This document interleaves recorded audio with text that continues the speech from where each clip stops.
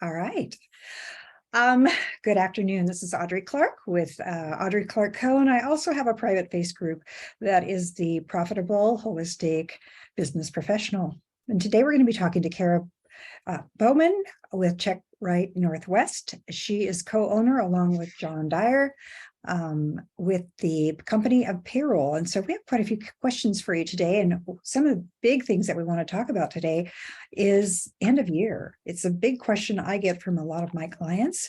And I think that you really cleared it up to me this morning during a meeting. And I'd love to have you share some of that information. And I think Misty's joining us today and she has a couple of questions as well. So we'll kind of do a little bit of organic conversation today. Super excited to have you on board, Kara, because I know how dedicated you are and the amount of time that you put into each one of your clients. So thrilled to have you here and really excited. So what is one of the things that you get as far as a question on payroll? Because I know I send a lot of clients to you just to get some answers created. And by the way, anybody that has a question today, if you put it in the chat, I will go ahead and try and answer those, or just give me a raised hand on the screen as well. A lot of questions we get around the end of the year are two of them. One is bonuses. How can I bonus my employees? And there's a couple of different ways to bonus employees. And when someone says, oh, I want to give my employee a $100 bonus. Okay, great. Are you wanting to give them $100, or are you wanting to give them $100+ and pay for their taxes? Wait, what's the difference? So there is a difference in just bonusing $100, because if you bonus your employees, technically it's taxable income for that employee. So if you're trying to write them a $100 check, then what we can do, and most payroll companies can, is you need to gross up and calculate how much the taxes would be and pay them. So their gross amount might be $125. Their net check's going to be $100. And so that net pay is really important. Some people are like, nope, I'm just doing $500 and whatever taxes they're paying their own taxes on it, which is also fine. You know, so it's up to the employer on kind of how they want to do those bonuses. One thing a lot of people don't know is, oh, well, I'm just giving them a gift card because then it's taxable.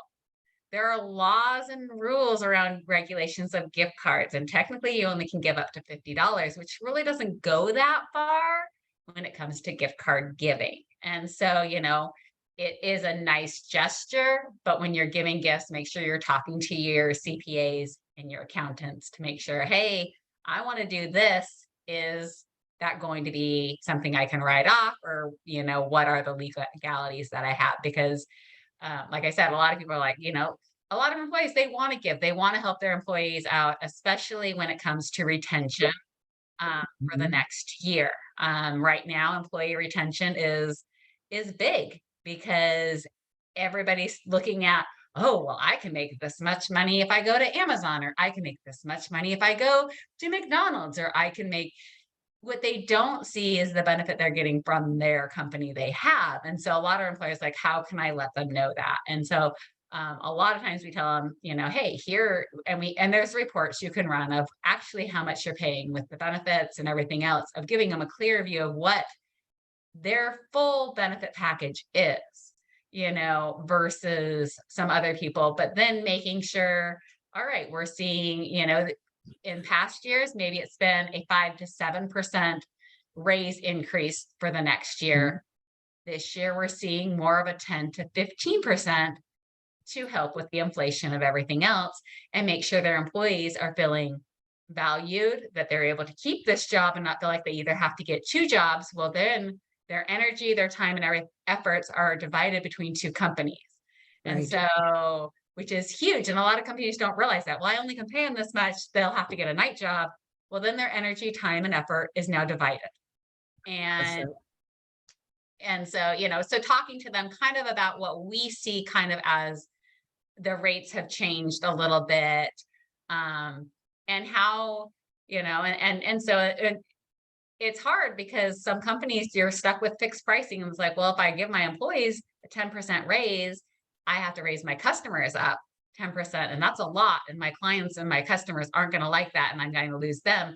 So where can you benefit? And that's where you can add in, okay, instead of paying you a 10% raise, I'm going to give you a bigger bonus. Sometimes giving a bigger bonus is better than a raise, because a bonus is a one-time payment, where a raise is for the entire year.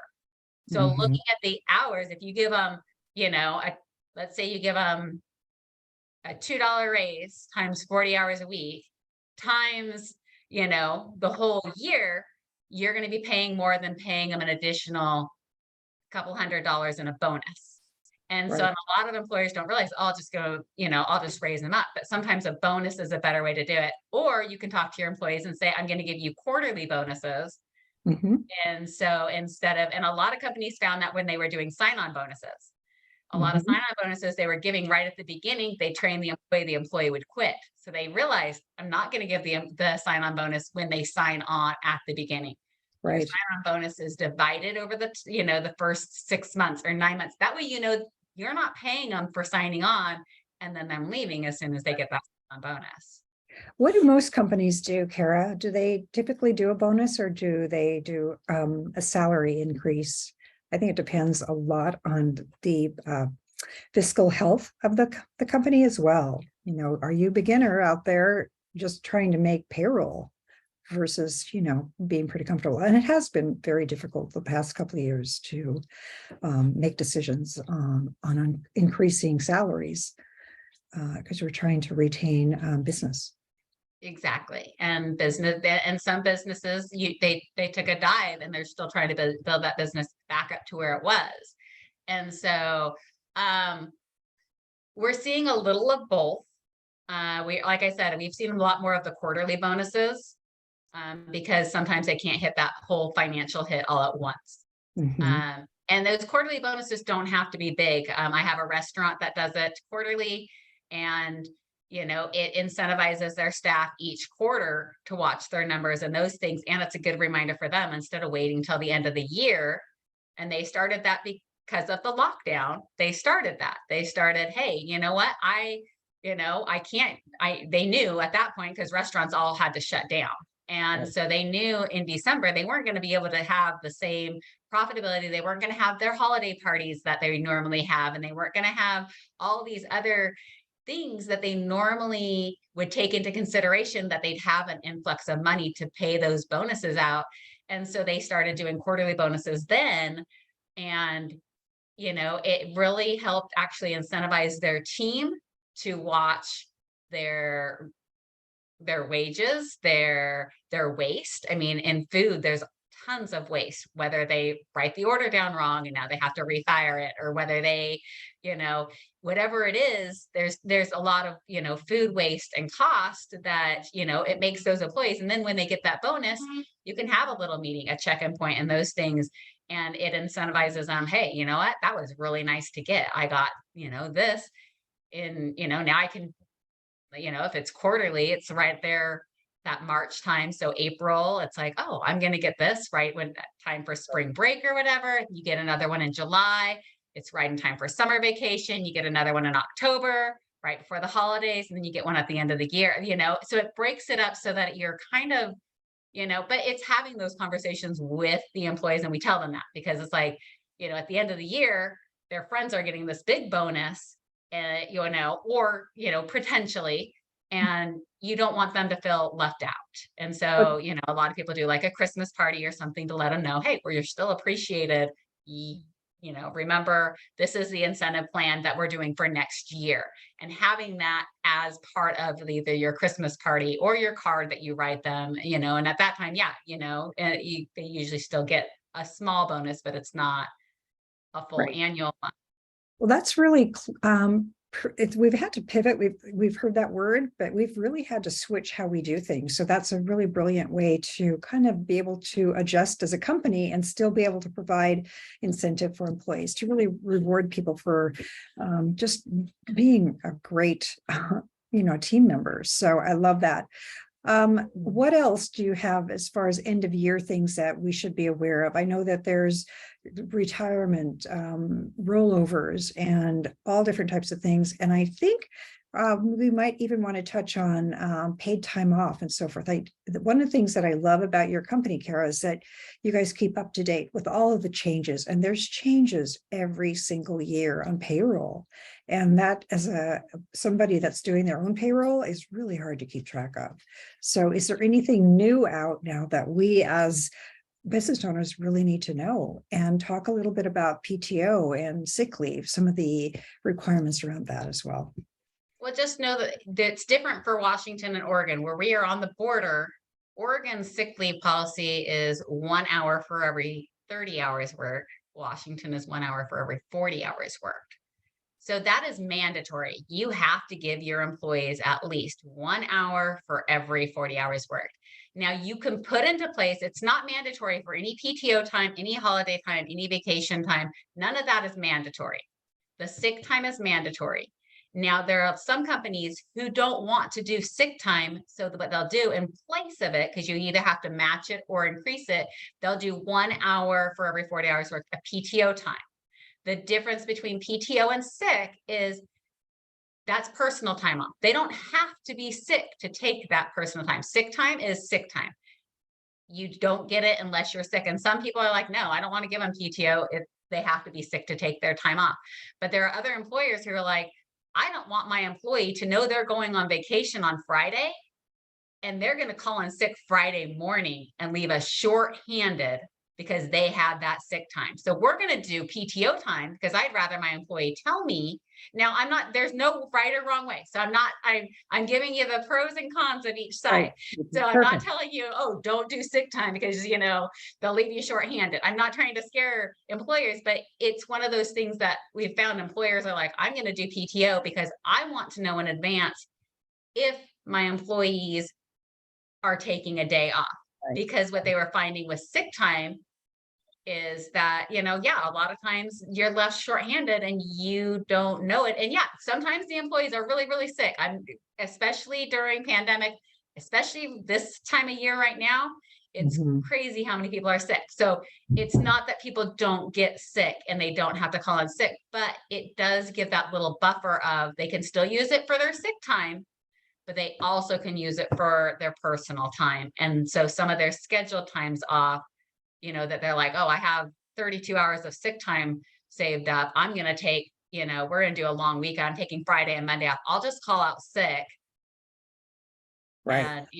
And you can't ask for paperwork if they're calling out 1 day sick, and it should be in your policies and procedures, how many days before you can ask for that doctor's note or that paperwork or those things. So that's something in your policy manual, your employee manual that you should. Employee manual. Yeah. So if you miss 3 days after 72 hours, then we'll need a doctor's note before you can return back to the office. And so that means they really had to be sick for 32 days and go to the doctor to get that note to bring it back, or, and so, but making sure, they have that policy and procedure of when is it time to get a doctor's note. And you don't want any employee to abuse it. And I think for the most part, most employees don't, but there are those employees who do, and, and it's unfortunate. And so. Well, you see a lot of different companies across the board, so you get a kind of a flavor for a lot of different things going on. And I think that's what we're looking for, is like what's happening out there and how can we best situate our business, but also, how do we put the best opportunity out for our teams too? How do we take care of them? And really, we want to promote that type of wellness in our business as well. Yeah. So that's a lot of it is communication. You asked about rollover. It is 40 hours. Sick time can roll over into the next year.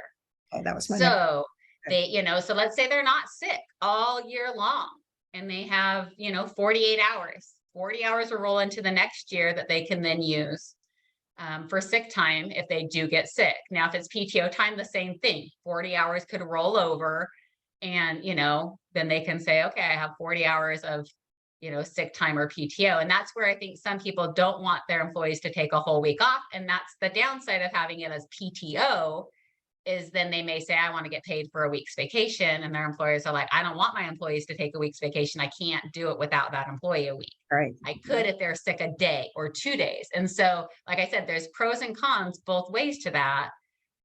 You know, because rarely is someone going to be sick, you know, for a Right. week at a time. And so usually Um, they have a couple days. I have a question. I have had some companies that have said that I pay out or my PTO gets paid at end of year, and that's our choice. That's our office policy. Do you advise that? Because that can be a pretty big thing for a company to have to take care of. When perhaps the employee moves somewhere and, you know, they terminate their employment. So how does that work for companies? For companies. If you can do it, it's a nice incentive for employees. I know there are companies who do. There are small companies and big companies who do, and there are big companies and small companies that don't. And so if you are paying it out at the end of the year, I would say make sure you're doing it on an accrual basis, not just, you know, because a lot of people, especially at the end of termination or, you know, if they quit or something, even if it's in good standing, they'll be like, okay, I know my anniversary date, I get 40 hours of vacation pay. I'm going to wait to quit until September 20th on my anniversary date. I'll quit in October. So then they get the 40 hours that's going to be banked into their PTO bank. So if you have a policy where you do pay out, which is, I mean, it's a great policy, and there's many employers, and it's a benefit to those employees to not call out sick. It kind of helps them, you know, make sure they are at the office and being productive. But you want to make sure that you're doing it on accrual, which means they're getting paid for, you know, even if you do 2 hours for every 40 hours worked, or however you want to do your accrual, but they're accruing hours as they go through the year, so that it's not just being dumped in their account, because then they can say, on this day, it's getting dumped in. I'll give my 2 weeks after that day, and then I can get paid that additional money, and I won't be here all year long. Right. So you see a lot of different things, and I think we're just trying to be really Yeah. smart about how we And run. unfortunately, I see it on both sides. And I, as a business owner, kind of take business owners, I look at how it affects the business owner more than the employee. So I don't want to say employees are bad. I love all the employees we have, and they're really good. But I Yeah. also know some employers who have called us and they're frustrated because they've had to, you know, pay out that PTO time that they just put in that. And they're like, well, you know, this, and this. And it's like, that's your policy. And if it's your policy, it has to be across the board. You cannot give one employee, you can set it up in tiers where the first 1 to 5 years, you're getting 1 hour for every 40 works, 5 to 10 years, you get 2 hours. You can do tiers, but you can't hire 2 people at the same time and say, all right, for Yeah. your hiring package, you're getting 1 hour for every 40 hours work. You're getting 2 hours for every hour. It has to be equal across the board.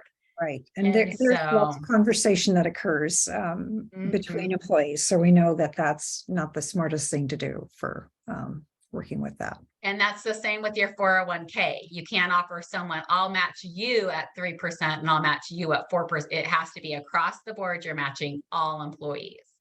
And I have so a when the Okay, I have a question regarding somebody coming on and using your service. What type of things do you need from a company that would really help you work best with them?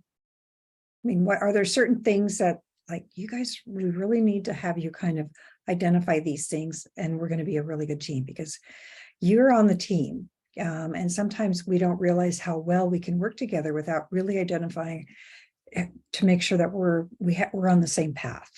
We're, yes. yeah. So what type of things? The type of things that we need to run a payroll efficiently is, one, clear communications. We need to know, like, if you want us to track your PTO, let us know, hey, we have PTO, this is our accrual rate. Because sometimes people will come on and they don't even think about it, and then they're like, all of a sudden we'll get like, hey, this person worked 8 hours, this person worked 40 hours, this one wants to take sick time. We're like, okay, are you doing normal sick time? What's your sick policy? Like, you know, so letting us know what your policies are, whether it's for sick, vacation, holidays, you know, because we don't know if you want to pay holiday pay. Not everybody pays holiday pays, and people pay different holidays. And we have some companies who let you pick your holiday. We'll pay 5 holidays. You pick which holidays you want.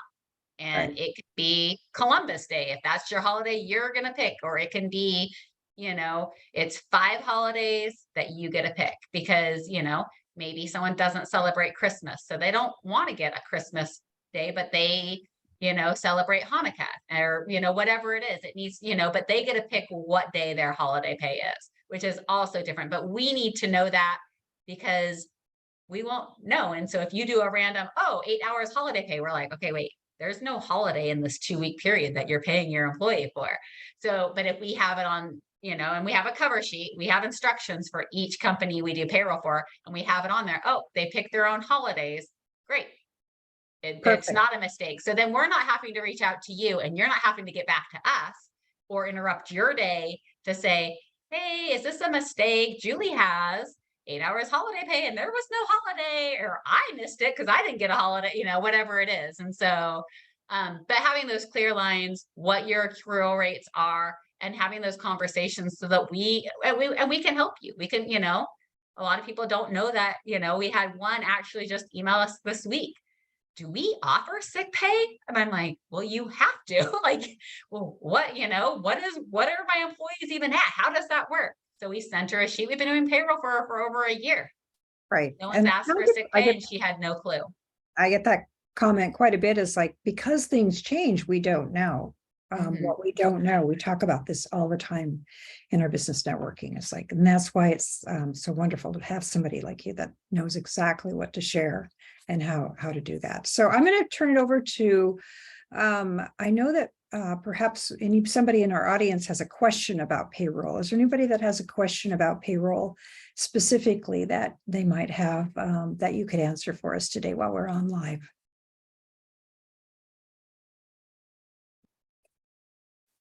Well, I just wanted to say first, that's super helpful information about the being able to match the sick pay with like PTO instead and having that be an option. I didn't realize that. And we just put the sick pay into play here.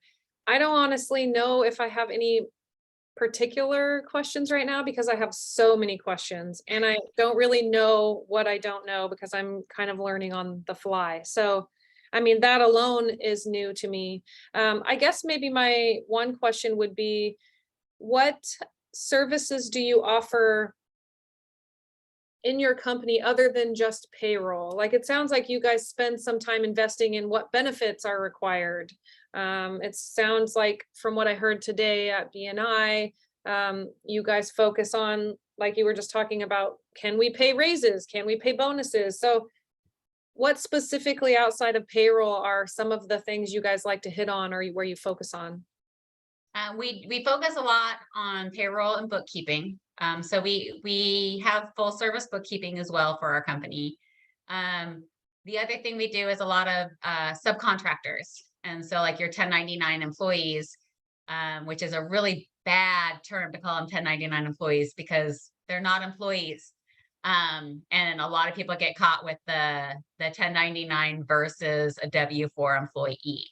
And again, rules and regulations, which Audrey knows because I have spoken about it a lot. I'm very passionate about it because, again, usually the way we find out most of our information, because we don't know what our clients don't know. And so until we have a problem come up, and I've had more than one client who's come up with, they've gotten hit with general contractor liability where their 1099 employee as actually a W-4 employee. And then the employer, the company, is then responsible for all the taxes, the employee taxes and the employer taxes. So it's doubling up that tax rate. And so that's one thing to be really careful of.